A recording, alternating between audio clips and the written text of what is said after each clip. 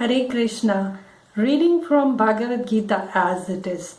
Bhagavad Gita ki jai, Srila Prabhupada ki jai, Om Namo Bhagavate Vasudevaya. Reading from second chapter, contents of the Gita summarized, verse number 64. Ragadvesha vimuktaistu vishayan indriyaicharan Atma vashyir vidheyatma prasadam adhigacchati.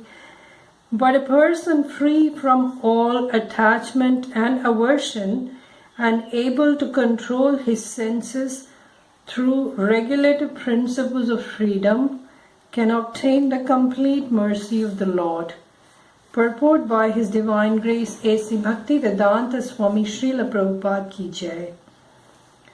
It is already explained that one may externally control the senses by some artificial process, but unless the senses are engaged in the transcendental service of the Lord, there is every chance of a fall.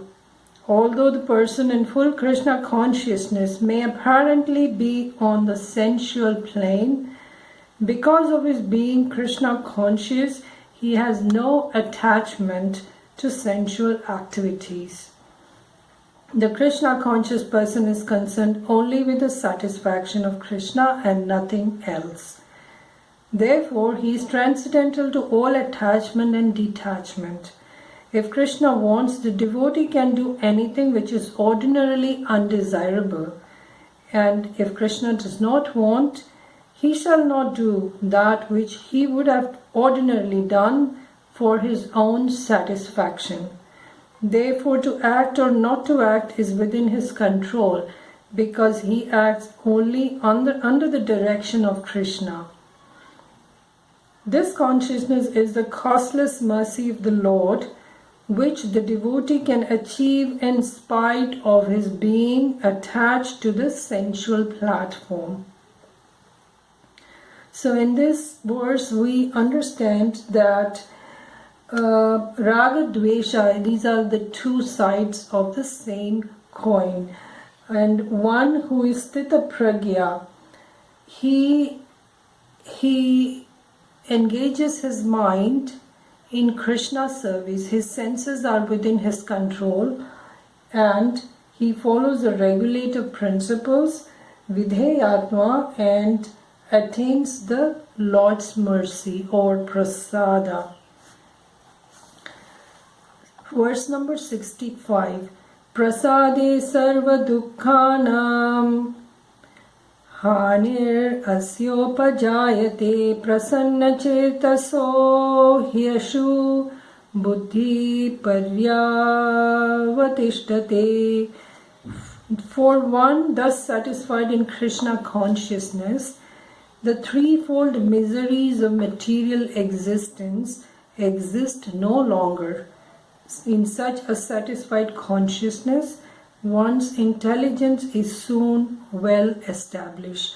There is no purport to this verse because it is pretty clear what it means, that when one attains Lord's causeless mercy, all one's miseries are at once destroyed and one's consciousness is satisfied. And when one's consciousness is satisfied, one becomes established in intelligence. Verse number 66.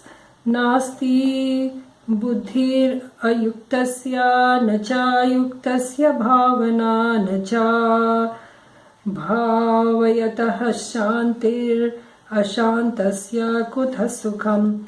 One who is not connected with the Supreme in Krishna consciousness can have neither transcendental intelligence nor a steady mind, without which there is no possibility of peace. And how can there be any happiness without peace? Purport. Unless one is in Krishna consciousness, there is no possibility of peace.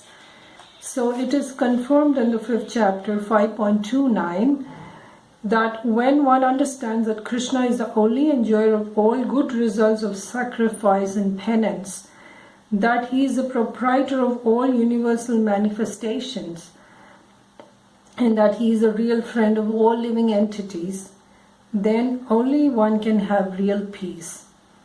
Therefore, if one is not in Krishna consciousness, there cannot be a final goal for the mind. Disturbance is due to want of an ultimate goal. And when one is certain that Krishna is the enjoyer, proprietor and friend of everyone and everything, then one can with a steady mind bring about peace.